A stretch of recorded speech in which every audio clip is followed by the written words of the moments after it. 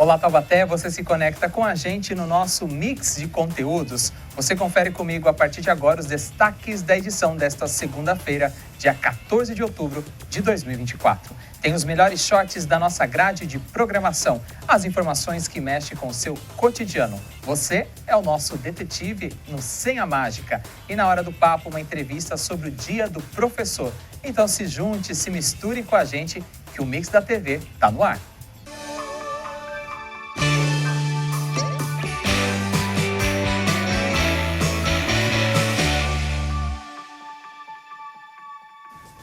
No ar mais um Mix da TV nesta segunda-feira, 14 de outubro de 2024. Muito obrigado pelo carinho da sua audiência. Este programa que você já sabe, une informação, entretenimento, os melhores cortes da nossa programação, tudo com muita leveza e bom humor. Mas para que tudo isso aconteça, a gente precisa da sua participação. Por isso, entre em contato conosco. Aí na tela estão os canais para você participar aqui do Mix da TV, através do e-mail tvcamaratete@gmail.com. No nosso canal youtube.com/tvctaubaté você assiste aos nossos vídeos, nas nossas playlists, também a nossa programação ao vivo. A mesma coisa acontece no facebook.com/câmarataubaté. Você ainda pode mandar sua sugestão de pauta, imagem, vídeo, a sua opinião através do 12 3625 9525, que é o nosso WhatsApp. Estão na tela, portanto, os canais para você participar aqui do nosso Mix da TV. E a gente começa a edição desta segunda-feira já com uma dica para você tentar adivinhar junto com a gente a senha mágica da edição de hoje. Aí na tela está a primeira dica para adivinhar qual é a palavra misteriosa, multi-instrumentista. O que será que está escondido na senha mágica? Ao longo dos blocos eu vou dando outras dicas e a gente continua tentando descobrir juntinho com você aqui no Mix da TV. E agora tem os shorts da nossa programação, que são os trechos selecionados dos nossos programas aqui da casa, feitos especialmente para você. O Conexão Popular é o nosso programa de entrevista que traz temas de interesse público do nosso cotidiano. Separamos um corte especialmente para você. Neste programa, a apresentadora Ana Laura conversou com o secretário Ricardo Vilhena e também com o guia turístico Ricardo Ferreira para falar de rotas turísticas aqui na nossa região. Vamos ver? Solta o play! 6 cidades do Vale do Paraíba compõem a rota turística Rios do Vale. Eu queria que vocês explicassem para os nossos telespectadores o que é isso, o que significa isso para a cidade de Taubaté e de que forma a gente pode reverter isso para um turismo. O turismo no Brasil inteiro, ele é organizado em rotas turísticas, né? Em regiões turísticas, né? Tanto, enfim, no Brasil inteiro, estado de São Paulo, e aqui no Vale do Paraíba são divididos em várias regiões turísticas também. Então nós temos a região turística da Mantiqueira, por exemplo, com as cidades da região serrana, do litoral, aqui temos região da Fé, temos várias regiões. E nós aqui participamos de uma região que é chamada Rios do Vale, né? Como você mencionou, com algumas outras cidades aqui da região.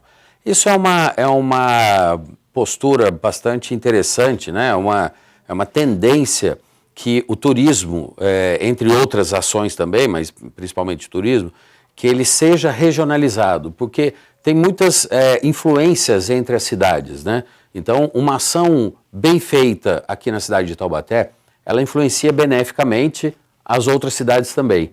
Então, a gente consegue com isso conectar essas cidades e buscar fazer também ações em conjunto com essas outras cidades. Inclusive, Taubaté recebeu um totem que identifica a cidade como Rios do Vale. Ele está instalado atualmente ali próximo à Rodoviária Velha, certo? Isso, num entroncamento ali entre a Rodoviária Velha e a estação ferroviária que está sendo restaurada agora. E esse totem conta também com um QR Code. Se a pessoa sinaliza ali com o celular, ela tem acesso a algumas informações sobre a cidade, sobre essa rota também? Isso, esse totem ele é da região turística, né? Então ele leva a uma página onde tem informações sobre a região toda. Interessante, inclusive para os munícipes acessarem, né, lerem mais sobre Taubaté. Sim. Ricardo, aí vem minha próxima pergunta. Os taubateanos, eles sabem bastante, eles conhecem bastante a cidade, eles sabem falar sobre o turismo, sabem, por exemplo, que Taubaté está nessa rota Rios do Vale? No geral, o taubatiano não vê Taubaté como um destino turístico, né? Infelizmente, né, a gente não tem essa cultura, né? Porque Taubaté, ao longo do tempo, né, diferentemente de outros lugares, né, outras cidades, outros municípios foram percebendo que o turismo é um bom negócio, né? E ao longo do tempo, Taubaté foi perdendo um pouco isso aí, né? Taubaté era um grande centro, né, de cultura, de arte, e isso atraía muita gente para conhecer a cidade. E com isso, alguns atrativos, né, algumas atrações foram sendo produzidas, né? E ao longo do tempo isso foi se perdendo. E a cultura do turismo, né, é uma cultura de hospitalidade, né, de gente hospitaleira, né, de boas informações, né, e a gente foi perdendo um pouco isso ao longo do tempo, né. E ainda acrescentando a primeira questão da região, você percebe que a própria região do Rios do Vale, ela tem uma carência para o desenvolvimento do turismo, apesar de ter algumas estâncias turísticas, né? Ter algumas atrações interessantes, mas no conjunto é a região que menos se desenvolveu para o turismo. Porque você tem a região da Fé, né? Você tem grandes centros que foram sendo incorporados, né? É a região da Mantiqueira. Cidades da nossa região aqui de baixo, né, vamos dizer assim, do chão do vale, foram se incorporando à região da Mantiqueira porque viram que lá tem um bom desenvolvimento. A região do Vale Histórico, né, vem buscando também o desenvolvimento. E a nossa região Rios do Vale foi a que menos se desenvolveu, né, por conta de não ter essa educação para o turismo, educação para a hospitalidade, né, enxergar na sua riqueza, né, uma atração para quem é de fora, né? Então é um pouco complexo, né? Precisa de um investimento para que essa cultura do turismo seja novamente desenvolvida na cidade, no município, né? Porque a gente fala cidade, mas a questão é mais municipal, né? Eu queria colaborar um pouquinho, aí eu concordo totalmente com o Ricardo. Na verdade, a nossa região, ela não tem alguma cidade que a gente costuma chamar de um destino óbvio, turístico, né? Então, por exemplo, você pega a região da Mantiqueira, né? Cidades da região serrana, elas normalmente, né, elas já têm, um destino óbvio, né? Ela já tem uma atração, assim como cidades de litoral, né? Então, o litoral ela já é um destino óbvio, né, turístico, né? Então, para essas regiões, para essas cidades, sempre foi mais fácil trabalhar o turismo, porque, obviamente, já muitas pessoas iam. Apesar disso, tem muitas cidades que não são destinos óbvios, como Taubaté, mas que fizeram um excelente trabalho porque trataram o turismo de forma estratégica há muito tempo. E aí, gostou desse trecho falando sobre as rotas turísticas? O programa Conexão Popular trouxe essa temática Problemas no Turismo. Está disponível no nosso canal youtube.com/TVC Taubaté. Vale a pena você assistir o programa na íntegra. Vai lá, confere e assiste junto com a gente. Agora a gente continua o nosso programa. Porque agora tem mais um short aqui na nossa programação. Agora é a vez do Espaço Comunitário, apresentado por Tânia Vinhas. O programa que dá vez e voz para ONGs e entidades assistenciais aqui do município. E neste trecho que selecionamos da entrevista foi sobre o cursinho Libertas. O coordenador Luzimar Gouveia nos conta como foi criada essa iniciativa. Vamos ver? Solta o play. Cursinho Popular Libertas, o nome já dá a dica, né? Um cursinho para ajudar os alunos aí a conquistar o sonho da faculdade, que para algumas pessoas é realmente difícil, né? Para a maioria das pessoas é difícil, né, professor? Passar num vestibular no Brasil é difícil, nas melhores faculdades. Eu queria que o senhor contasse um pouco para a gente, então, da onde surgiu essa ideia desse cursinho que está completando 10 anos agora esse ano. O cursinho Libertas surgiu da reunião de alunos do Colégio Ezequiel e do Colégio da Embraer. Eles se reuniam na Praça Santa Terezinha, e discutiam assuntos e resolveram montar um cursinho. Eles se denominavam Sociedade de Amigos do Poeta, e só que estava impraticável fazer isso num espaço público, como uma praça. Nos procuraram a Unital, o Departamento de Ciências Sociais e Letras, e aí a gente adaptou a um curso de extensão comunitária para a universidade. Então essa é mais ou menos a origem do cursinho. E já começou com tudo, assim, que já tinha esse respaldo, né? Sim, já começou com tudo. Nós chamamos muita atenção à época, né? Eu dei total liberdade, eu como coordenador desse projeto de extensão, dei total liberdade aos alunos de eles seriam os mandantes do cursinho, né? E eram alunos de 16, 17, 18 anos à época, que também estavam estudando para o vestibular, e a preocupação social desses alunos era poder estender oportunidades aos alunos de classes menos privilegiadas economicamente. Sim. Como foi, então, perceber esse sentimento nos seus alunos não, né? Nos alunos, numa época justamente em que, se eles estavam se preparando para o vestibular, muitos poderiam pensar, eu não vou ajudar, eles são meus concorrentes. E eles foram para realmente o caminho oposto. Não, são pessoas muito especiais que não tinham esse sentimento só de concorrência. Sim. Né? Já é o germe do pensamento social mesmo. Exatamente. Já estava neles. E se eles começaram ali, eles mesmos, na Santa Terezinha, como chegou até o senhor? A dificuldade de espaço, de realização num espaço aberto, público, os levou até nós, por meio de um dos professores, professor Eduardo, era um professor da área de Geografia e História, e ele nos levou, os então alunos dele, para que, né, para conversar com a gente. Eu já tinha começado a trabalhar com isso, com, né, cursinhos populares, né, possibilidade de democratização, né, desse espaço para os alunos, dessas oportunidades para os alunos. Aí nos unimos e deu no que deu. Eu vou expor um pouco o seu passado, professor, que a gente estava conversando aqui nos bastidores, que o seu histórico é de bancário. Trabalhou no banco, o senhor falou que não tinha muita emoção ali. Então, teve essa diferença de quando veio esse projeto social, trouxe um ânimo aí para a sua vida? Trouxe um ânimo muito grande. Eu já era professor, ter vindo, né, da área bancária para a área do magistério já foi uma emoção muito grande, né? Eu me sinto feliz e realizado todos os dias da minha vida, não reclamo um dia de ser professor, mas o Libertas naquele momento trouxe um alento para a minha vida muito, muito, muito grande, que era exatamente essa faceta nova de ajudar a criar oportunidades sociais para quem precisa.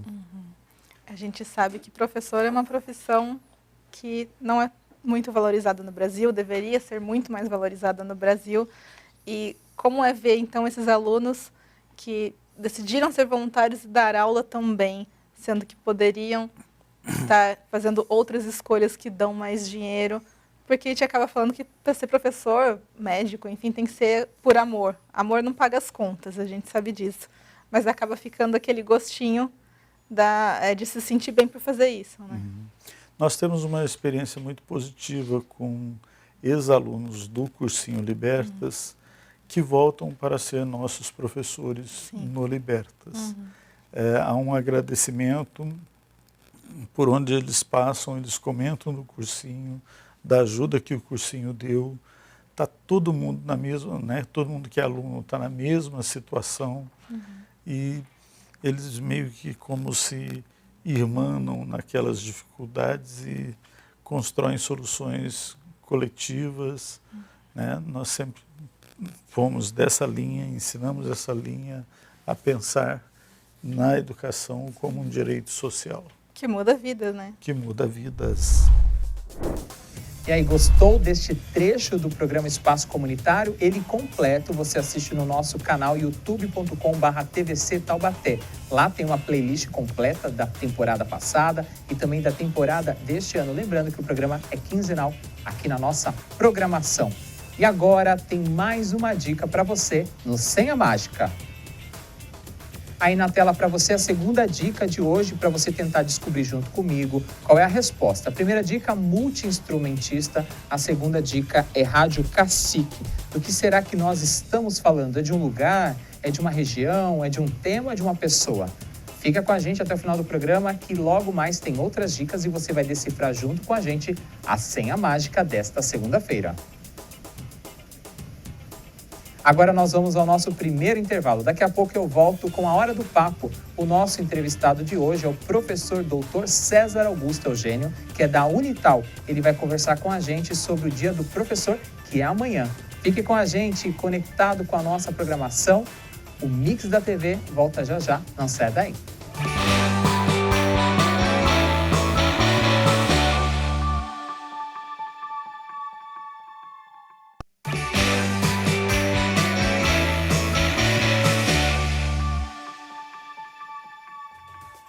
Estamos de volta com o Mix da TV nesta segunda-feira, dia 14 de outubro de 2024. Amanhã, 15 de outubro, é dia dos professores e é o nosso assunto agora da Hora do Papo.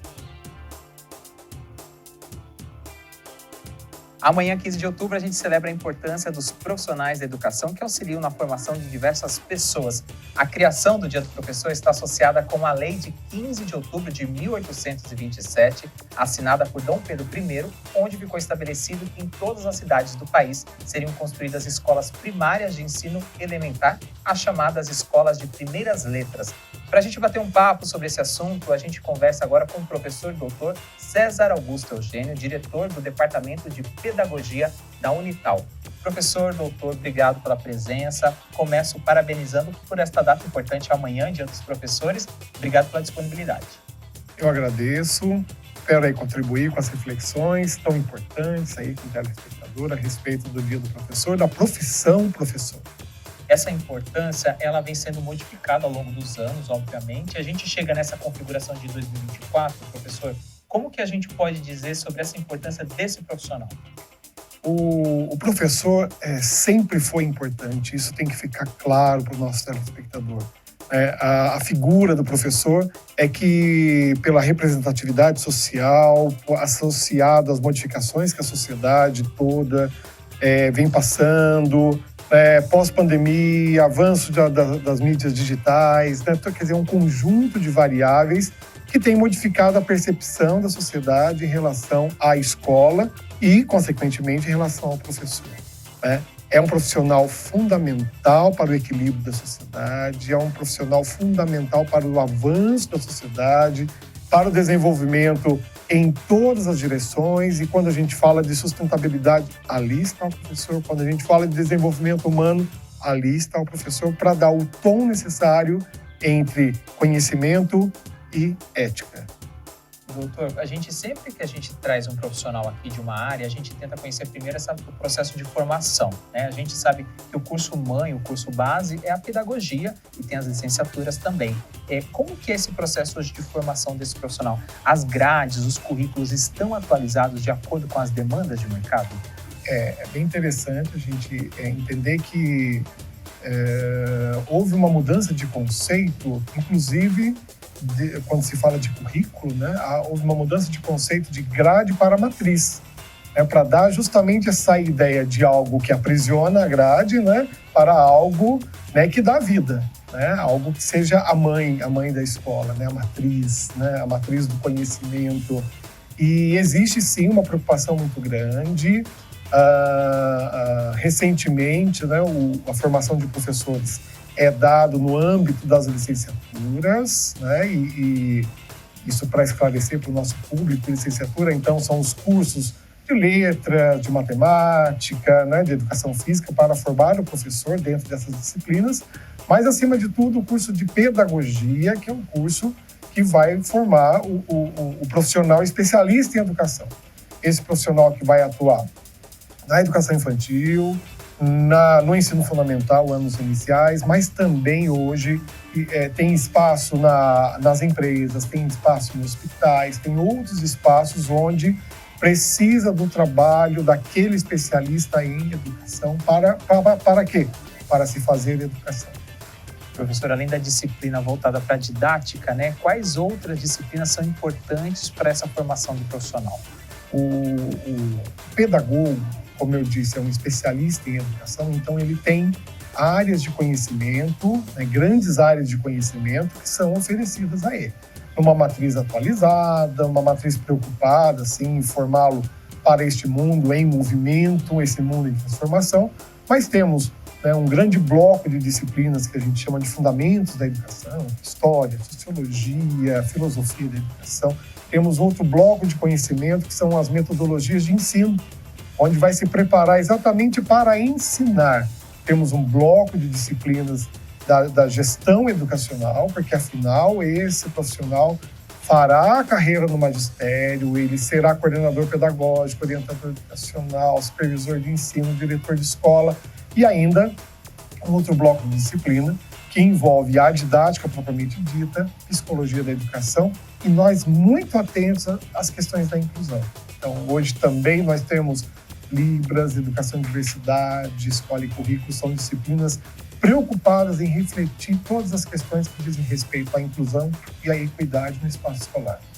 Antes desse profissional se inserir no mercado de trabalho, seja pela iniciativa pública ou privada, professor, o estágio é um momento crucial, né? Hoje, como é que está essa prática de estágio? Se o aluno já sai da graduação, da licenciatura, já com habilidades, competências para atuar no mercado? É muito interessante que também nesse movimento de atualização de matriz curricular, não mais de grade, né?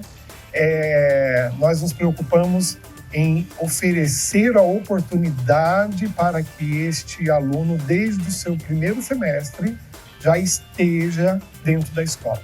Então, em níveis de complexidade e de exigências diferentes, mas ele, ao longo de todo o curso, ele tem, de maneira supervisionada, esse diálogo, essa proximidade com a escola. Então, aquela ideia de um estágio passivo, de um aluno sentado no fundo da sala, isso é coisa do passado. Hoje, um aluno atuante, é um aluno vibrante, é um aluno que tem uma supervisão, que o acompanha.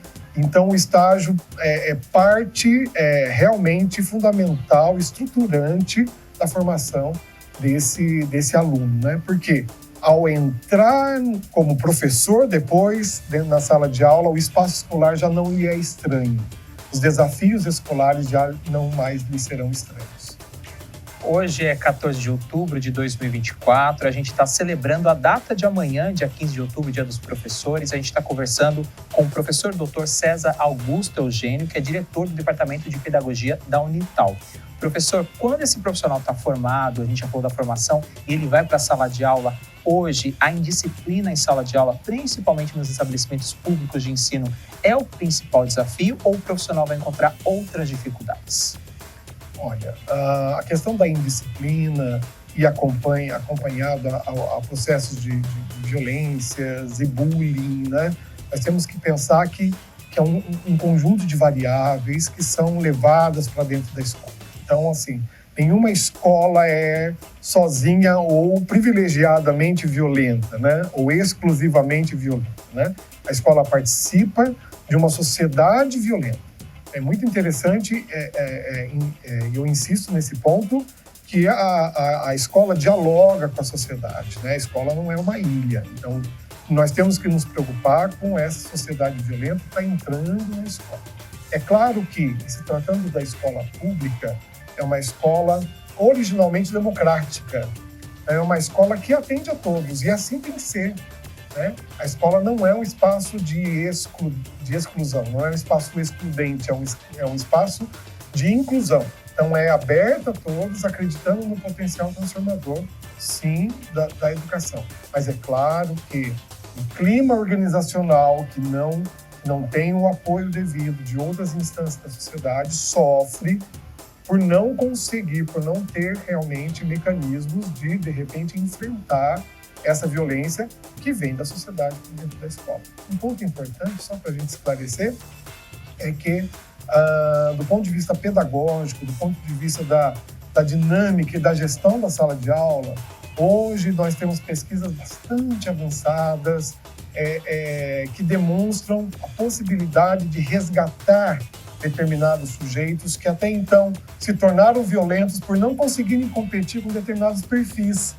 Então ele se faz aparecer pela forma negativa. Mas é importante que esse mecanismo de gestão de sala de aula não é suficiente para resgatar uma escola inteira. Ele contribui, mas não é suficiente. A escola precisa de apoio de outras instâncias.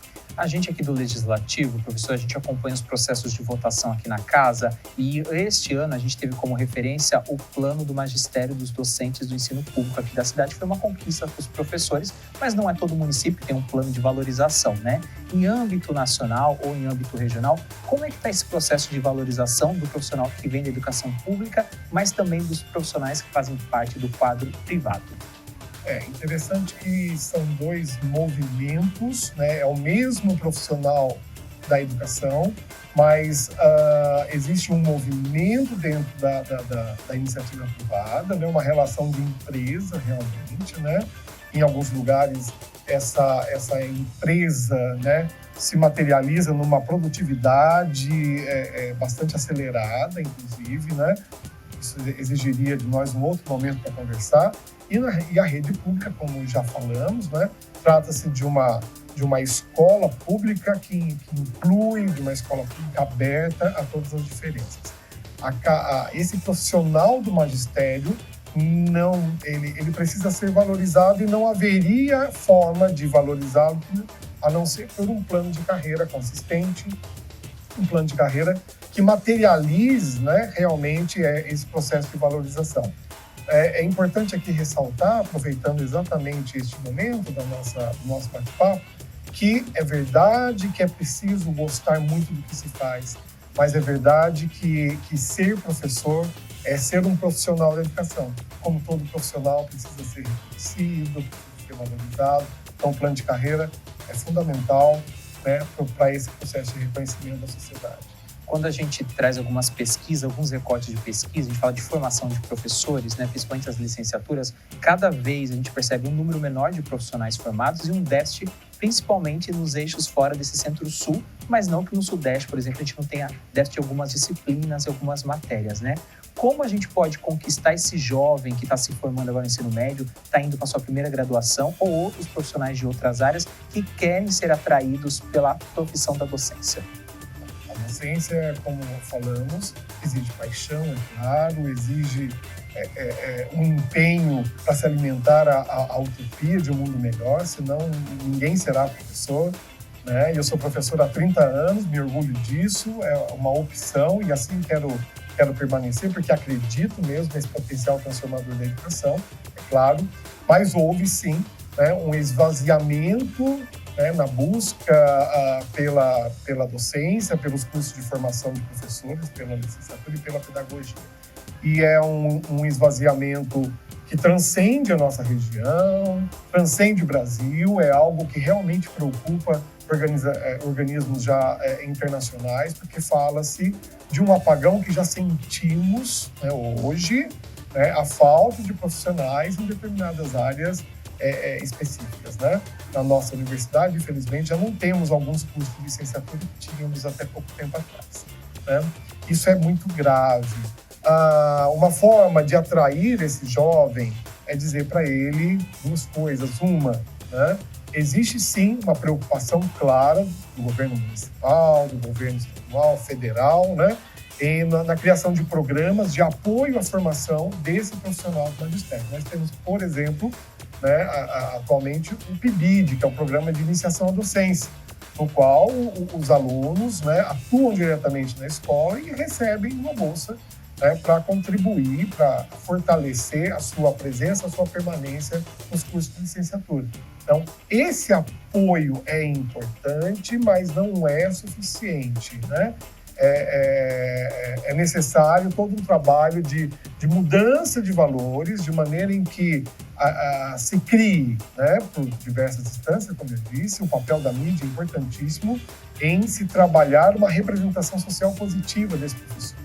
Nós vimos na pandemia muitas famílias que apoiavam a tão aclamada homeschooling, né, dizendo: eu não consigo educar meu filho, eu prefiro que a escola eduque, né?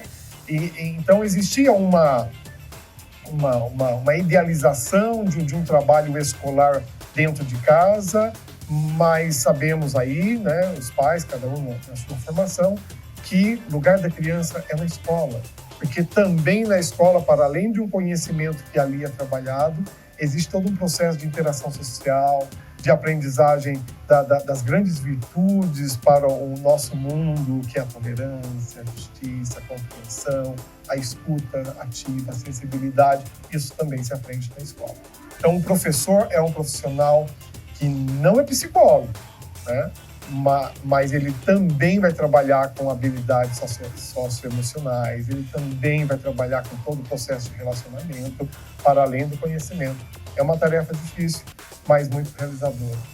Doutor César, quando a gente fala de profissionais no mercado, né, a gente também lembra das novas tecnologias da informação e comunicação, que já não são recentes, vêm de outras décadas. Hoje a gente tem inteligência artificial, o uso das redes sociais. O profissional formado está conectado com essas mudanças e o profissional que já está na área aí 10, 20, 30 anos, está conseguindo se atualizar e levar isso para o ensino-aprendizagem?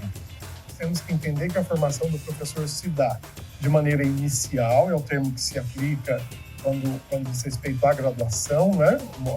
Ali a sua entrada na pedagogia, vamos considerar como formação inicial desse professor, que já sim, com uma matriz curricular atualizada, uma matriz curricular muito atenta a essas mudanças, né? O uso das tecnologias digitais de informação e comunicação é algo muito presente hoje dentro da formação de professores, mas tem uma outra formação que é chamada formação continuada, e sobretudo a formação continuada dentro da própria escola, né?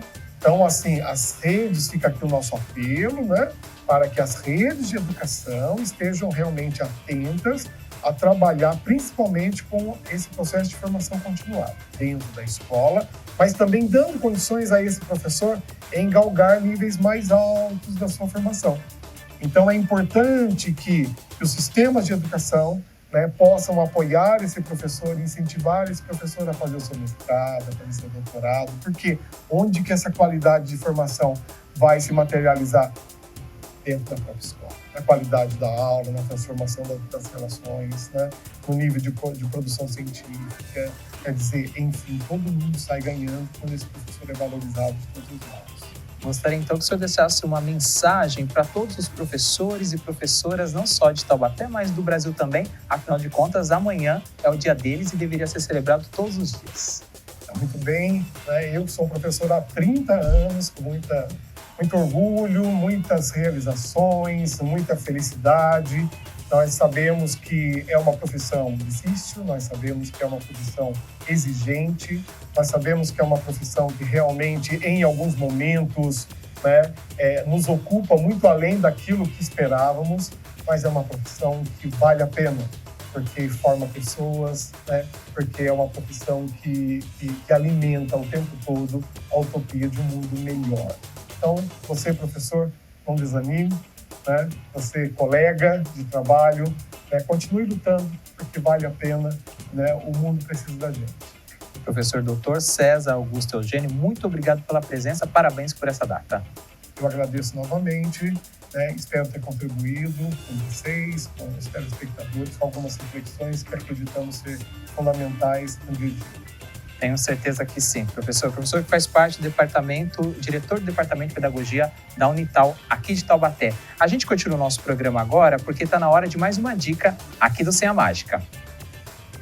Na tela para você, eu tenho mais uma dica. A dica de número 1 era multi-instrumentista. No bloco anterior, a dica de número 2 é rádio cacique. Agora, uma dica nova aí para você na tela, compositora. O que será que essas 3 características, essas 3 dicas, trazem de resposta na edição desta segunda-feira? Qual será a senha mágica de hoje?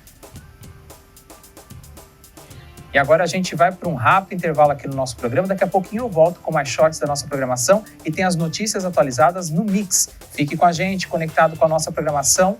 O Mix da TV volta já já, não saia daí.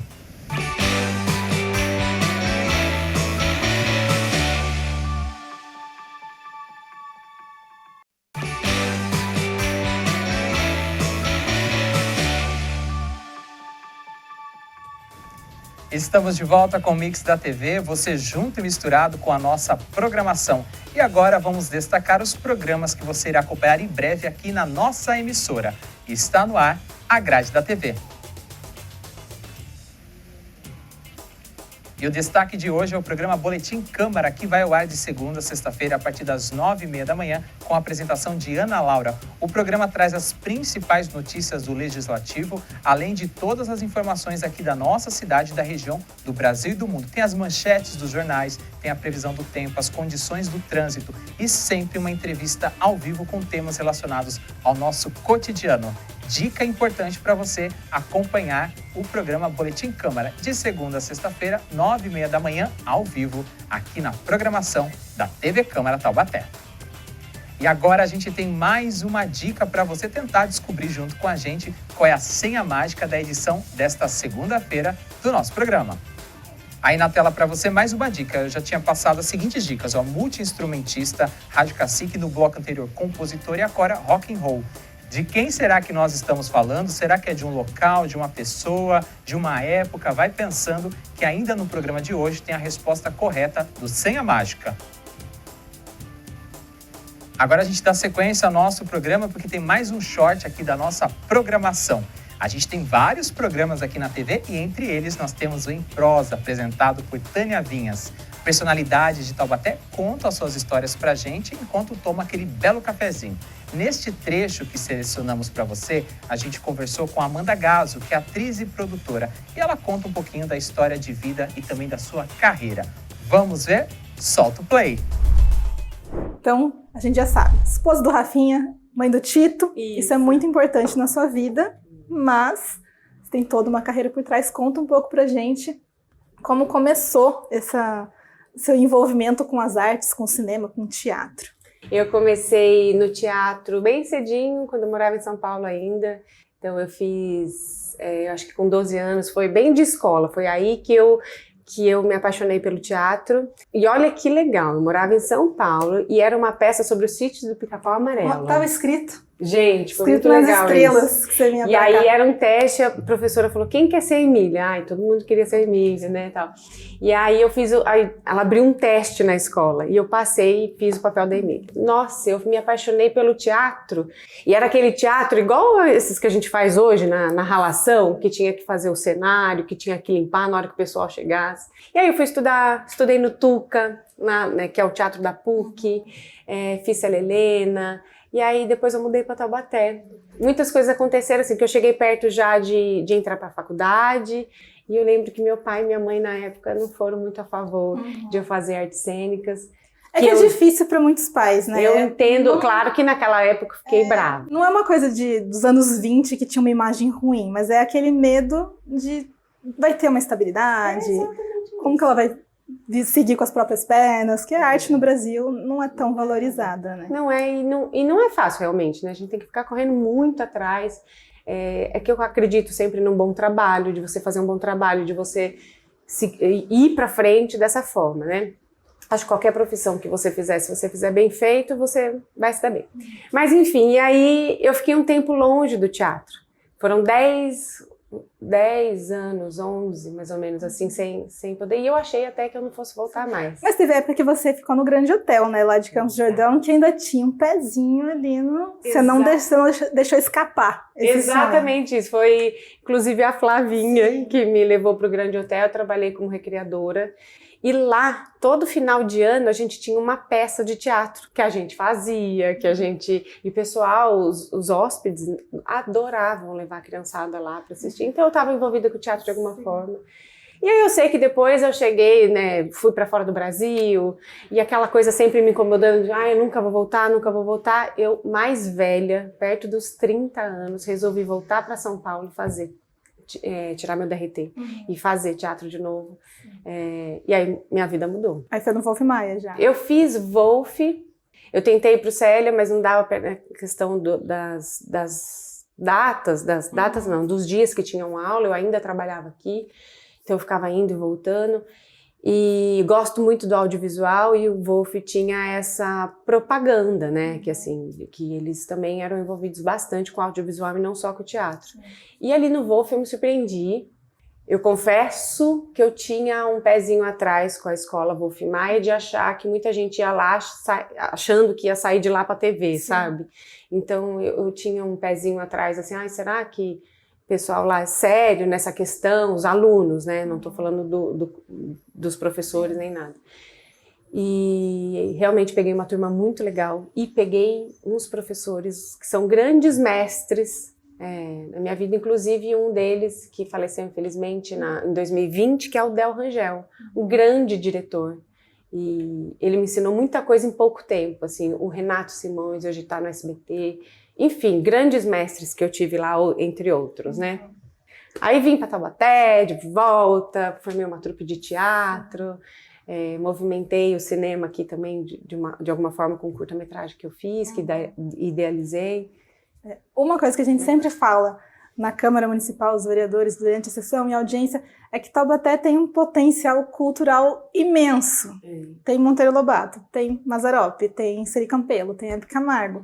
E falta essa vontade, um incentivo de transformar Taubaté, que tem o título da capital nacional da literatura infantil, mas de transformar realmente a cidade que vive isso, que respira arte. Você sente essa dificuldade, então? Sim. Nossa, até falando de Taubaté arrepiei. Mas eu vejo também esse potencial, vejo muito na música, por conta do Rafa, e a galera, acho que da música é até mais reconhecido aqui em Taubaté, o movimento. Agora, a questão teatro, cinema, a gente tem pouco incentivo mesmo. Porque qualquer um que vai num barzinho tá ouvindo uma música e acaba conhecendo, né? Mas para você ir no teatro, já é mais difícil. Gostou do programa com a Amanda Gazzo? O programa na íntegra está disponível no nosso canal youtube.com/tvc Taubaté. Vai lá e acesse a playlist do programa. Você também encontra outras histórias de personalidades aqui do nosso município. Agora é hora das informações atualizadas no nosso Mix de Notícias. Vamos começar com a nossa primeira notícia para você. Nem todo mundo consegue encaixar atividade física diária na sua rotina por falta de tempo. Assim, optam por se exercitar nos finais de semana. Nesses casos, será que os treinamentos fazem diferença na saúde? Uma nova pesquisa revela que sim, os benefícios são tão bons quanto os dos exercícios regulares. O estudo publicado no Circulation considerou dados de cerca de 90 mil participantes do UK Biobank, um banco de dados de saúde do Reino Unido. Essas informações foram coletadas de um grupo de pessoas por meio de um dispositivo de pulso que registrou atividade física total durante uma semana. Se exercitar no fim de semana é tão bom quanto a atividade diária. Na nova análise, os participantes foram divididos em 3 grupos: os guerreiros de fim de semana, praticantes de exercícios regulares e também os inativos. A categorização foi baseada no período mínimo de exercícios recomendados pelos Centros de Controle e Prevenção de Doenças dos Estados Unidos, que é de 150 minutos semanais. Independentemente da forma como os participantes distribuem esse tempo, se no final de semana ou ao longo da semana, aqueles que o cumpriam tinham riscos substancialmente menores de 264 doenças diferentes em comparação aos que não praticavam nenhum tipo de atividade. Portanto, praticar exercícios regularmente foi associado a 23% menos risco de pressão alta e 43% a menos de risco de diabetes. Enquanto a atividade de fim de semana foi associada a 28% menos risco de pressão alta e 46% de diabetes. Ou seja, é uma diferença realmente pequena.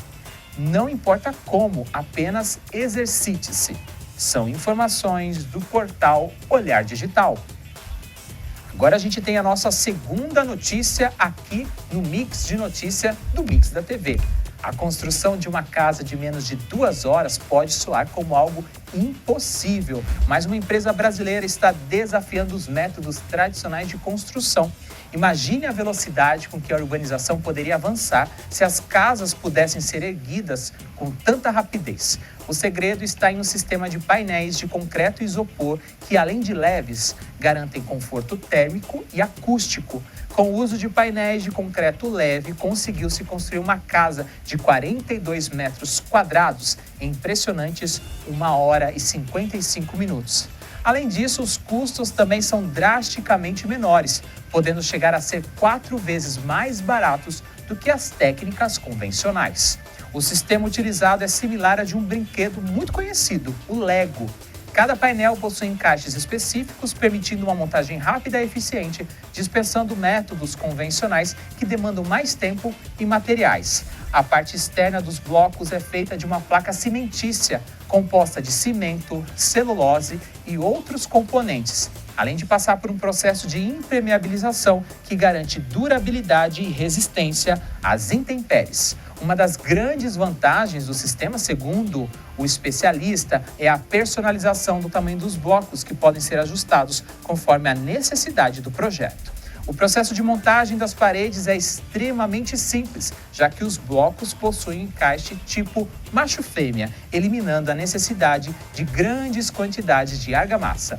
Basta uma massa corrida para fixá-lo uns aos outros, o que contribui para a economia de materiais e também para a redução do tempo de obra. Casas populares, projetos comerciais e até empreendimentos de luxo podem se beneficiar dessa abordagem moderna que combina economia, agilidade e personalização. As informações que eu te passei agora são do portal Clique Gás e Petróleo. Agora a gente tem mais uma notícia da BBC News. A chamada soft skills, ou uma tradução para o nosso português, habilidades socioemocionais, tornaram-se um fator importante para quem está tentando entrar no mercado de trabalho. Soft skills são habilidades de comunicação, resolução de problemas, trabalho em equipe, pensamento crítico, mentalidade empreendedora, resiliência emocional, além de adaptabilidade e também comunicação efetiva. Em alguns casos, na hora de contratar, as empresas levam esses elementos mais em conta do que a competência técnica dos candidatos, como, por exemplo, a habilidade de escrever um e-mail ou se expressar em uma reunião. No Brasil, a comunicação foi apontada por 84% dos empregadores ouvidos como habilidade essencial de um candidato a uma vaga. 44% também falaram em resiliência, 40% em trabalho em equipe, 32% disseram considerar a qualidade do atendimento ao cliente e 24% citaram liderança e responsabilidade. Portanto, invista nessas qualidades para ter sucesso nas suas entrevistas de emprego. Essas informações são do portal BBC News. E agora uma quarta notícia para a gente encerrar o nosso mix. Cientistas da Universidade de Stanford, nos Estados Unidos, descobriram um método que torna possível rejuvenescer células do cérebro. A descoberta é promissora e abre portas para avanços contra doenças neurodegenerativas. Responsável por codificar uma proteína que importa glicose para dentro das células-tronco do cérebro, o SLC2A4, ao ser interrompido, permitiu que elas voltem a se proliferar e forneçam ao cérebro um suprimento de novos neurônios. À medida que o cérebro envelhece, as células-tronco da região têm uma queda na capacidade de produzir novas células. Mas o estudo recém-publicado na Nature, um dos periódicos científicos mais renomados do mundo, apontou uma significativa mudança nesse processo. O segredo está na redução da atividade de um gene específico. O SLC2A4 regula o consumo de glicose pelas células-tronco. Esse, por sua vez, é essencial para o metabolismo celular. Mas quando o grupo desativou esse gene, se surpreendeu com os resultados. Com a interrupção, a produção de neurônios pelas células-tronco em camundongos mais velhos foi potencializada. Já em ratos mais novos, o SLC2A4 desativado não afetou as células. Ainda é cedo para afirmar que ele pode ajudar no combate a doenças neurais, como Alzheimer, mas os cientistas estão super animados. As informações são do site Notícia Boa. E agora tem mais uma pista da senha mágica de hoje. Aí na tela para você mais uma dica. A gente já falou de multi-instrumentista, rádio cacique, compositora, rock and roll e cantora. De quem será que nós estamos falando hoje? Está muito fácil, hein? Daqui a pouco tem a resposta correta aqui no Senha Mágica, nesta segunda-feira. Agora vamos para o nosso último intervalo. Daqui a pouco eu volto com mais shorts da nossa programação e ainda tem a reflexão do dia. Fique com a gente, junto e misturado com a nossa programação. O Mix da TV volta já já, não sai daí.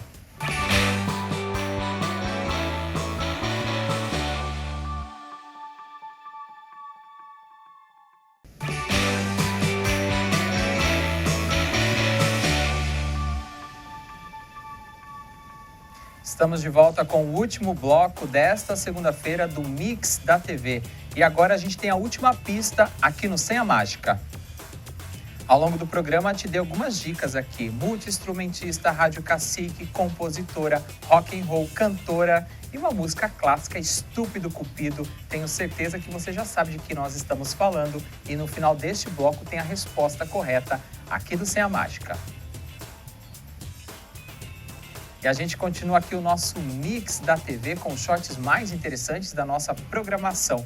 No Desbravando Taubaté, nós exploramos os 4 cantos da cidade, mostrando histórias do patrimônio, da cultura e da arquitetura.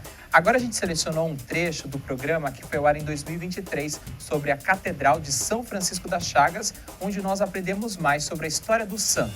Vamos ver? Solta o play!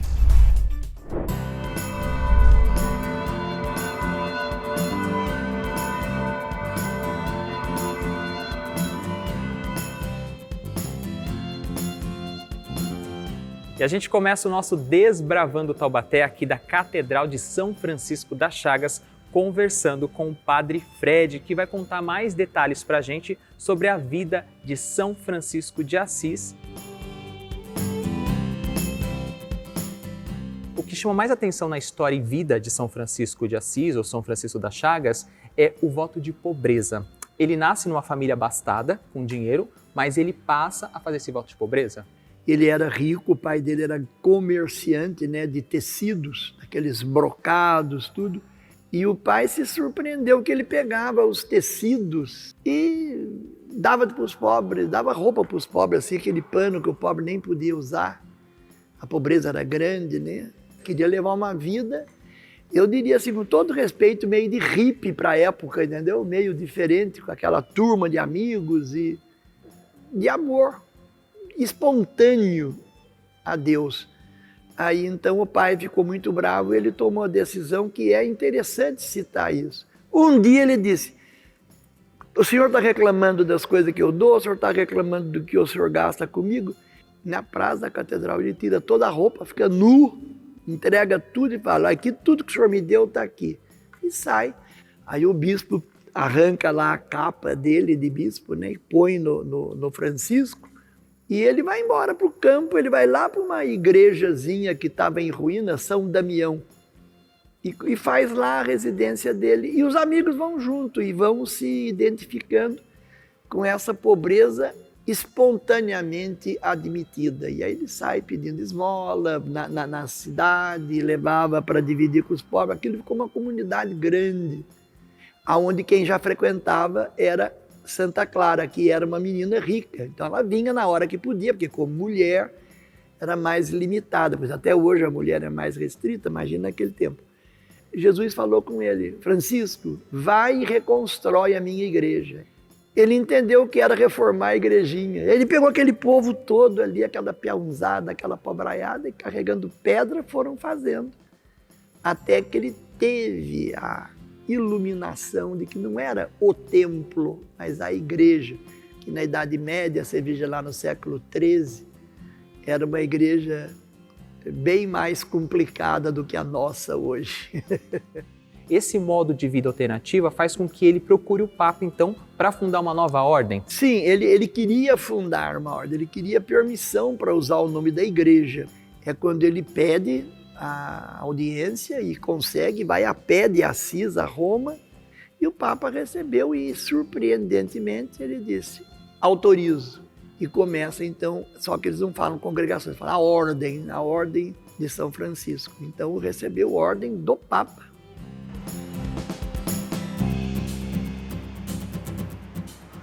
todos que fazem parte dessa nova ordem começam a aceitar esse voto de pobreza ou tem algumas contrariedades? Depois da morte dele, que foi muito precoce, ele morreu com 40 e poucos anos, aí algumas alas da ordem primitiva começaram a querer adaptar, inclusive para mitigar, para diminuir um pouco esse excesso de pobreza, entendeu? Foi quando começou a ter a compra de propriedade, aceitar doações.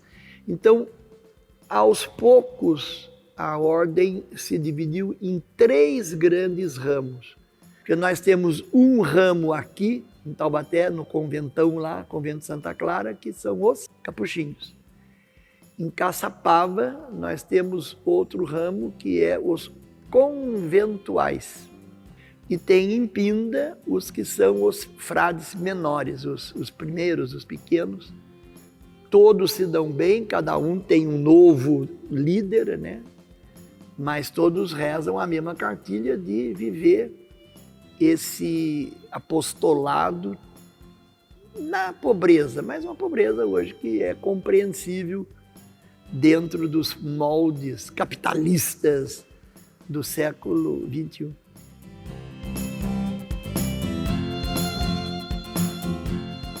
Em 17 de setembro de 1224, ele recebe as chagas. O que significa isso na prática? É interessante porque ele amava demais o Cristo pobre, o Cristo pelado na cruz. E ele amava a cruz, tanto que tem até uma tradição que diz que um dia Jesus despregou uma das mãos e abraçou Francisco. Faz parte até da iconografia, né? Ele, de repente, recebe, numa visão, as 5 chagas, mãos, pés e peito. E aquilo, num prazo de 1 ano, 2 anos, acabou levando-o à morte, entendeu? Ele ficou bem debilitado, mas ele pôde morrer com as chagas de Cristo. Tanto que uma das denominações desse Francisco de Assis, porque ele nasceu em Assis, é das chagas, que é o nosso caso aqui, porque Taubaté foi fundada lá em 1645 como Vila de São Francisco das Chagas de Taubaté, que é o nome indígena, Taba Grande, né? Gostou das histórias da Catedral de São Francisco das Chagas? Ela está disponível no nosso canal youtube.com/tvc Taubaté. É só você ir lá e assistir na playlist Desbravando Taubaté. E agora tem o nosso Momento Fora da Caixa. E hoje a nossa querida Caixa veio nos visitar mais uma vez. Se ela está aqui é porque tem uma nova dica para você. Então vamos passar a caixa para o nosso especialista e ver qual é o assunto de hoje. Segue daí com a Caixa. Caixa recebida, vamos para a pergunta do dia. Quais exercícios posso fazer em casa? Olá, meu nome é Gleison Carvalho, eu sou personal trainer, formado em Educação Física, pós-graduado em Medicina Esportiva e eu estou aqui hoje no quadro Exercite-se. Agora nós vamos fazer uma série de exercícios bem legais para você fazer aí na sua casa, você que está sedentário e está querendo começar a fazer os exercícios. Para isso você vai precisar de, aqui eu estou com 2 pezinhos, mas você pode pegar uma garrafinha de água aí, dessa normal que você tem na sua casa, você pode colocar água, pode colocar areia, que também funciona bem. Nós vamos fazer alguns exercícios. Primeiro para os membros superiores, a nossa região de braço, nossa região de ombro, tá bom? Olha só, primeiro exercício. Você pode fazer aproximadamente 10, 12, até 15 repetições no início, tá? Esse é o primeiro exercício. O segundo exercício, nós vamos fazer aqui do lado, olha, tomando cuidado para que a sua mão não passe da linha do seu ombro, tá joia? Mantendo na linha do ombro. O terceiro exercício, olha só, lá na frente, também mantendo os braços na linha do seu ombro, olha. Para esse próximo exercício agora, nós vamos precisar de apenas um dos pezinhos.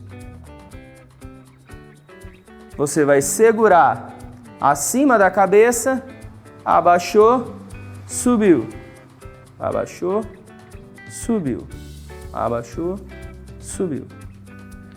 Legal? Agora, nós vamos fazer uma série de exercícios para a parte inferior do nosso corpo, para as nossas pernas. Usando uma cadeira ou uma mesa, você apoia as suas mãos e faz esse trabalho com as suas pernas. Flexiona seu joelho, levando o seu tornozelo em direção à perna. Ó. Você faz de 10 a 15 repetições em uma perna, 10 a 15 repetições em outra perna. Um segundo exercício, você vai simular como se você estivesse subindo em um ônibus, por exemplo. Eleva bem e volta. Eleva e volta. O terceiro exercício, você apoia na cadeira lateralmente e faz esse trabalho com as suas pernas. Também 10 a 15 repetições. E o último, segura os pezinhos do lado e você vai simplesmente sentar e levantar da cadeira. Olha só. Esse exercício, além de trabalhar a força nas suas pernas, ele vai te dar um trabalho cardiovascular bem legal. Muito bom, pessoal. Espero que vocês tenham gostado dessas dicas. E agora que o assunto está fora da caixa, eu devolvo para vocês. Muito obrigado ao nosso especialista por mais uma dica. Gostou desta dica inédita para você se exercitar? Tenho certeza que sim. Não se esqueça que todos os programas dessa temporada estão disponíveis no nosso canal YouTube. E nesta semana tem mais um programa inédito aqui no Fora da Caixa. E agora tem a resposta da senha mágica desta segunda-feira. Obviamente, nós estamos falando de Celi Campelo, que foi cantora, compositora, atriz e multi-instrumentista brasileira, considerada a precursora do rock no Brasil, popularizando a dança twist. Devido ao sucesso de uma de suas canções, fez uma participação na novela Estúpido Cupido. Começou sua carreira precocemente, dançou Tico Tico no Fubá aos 5 anos, numa apresentação infantil. Com 6 anos de idade, cantou na Rádio Cacique, aqui em Taubaté, onde passou toda a sua infância. Tornou-se uma das participantes do Clube do Guri, na Rádio Difusora, também aqui da cidade. Estudou piano, violão e balé durante a sua infância. Ícone musical dos taubateanos é a resposta de hoje do Senha Mágica Celi Campelo. A gente volta amanhã com o resumo da semana aqui na Câmara. Fique com a gente junto e misturado com a nossa programação.